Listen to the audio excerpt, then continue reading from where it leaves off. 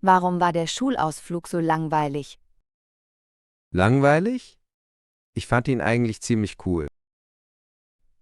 Echt, was war denn cool daran? Naja, der Besuch im Museum war spannend. Museum? Das war der langweiligste Teil, finde ich. Vielleicht lag's am Thema. Geschichte interessiert mich.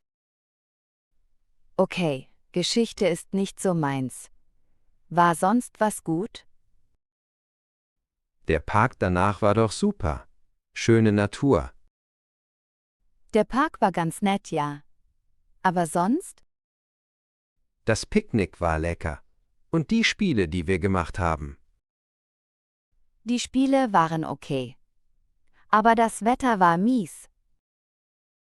Stimmt, es hat geregnet. Trotzdem Spaß gehabt? Naja, mit besserem Wetter hätte es mehr Spaß gemacht. Verstehe. Vielleicht nächstes Mal. Hoffentlich, Sie sollten besser planen.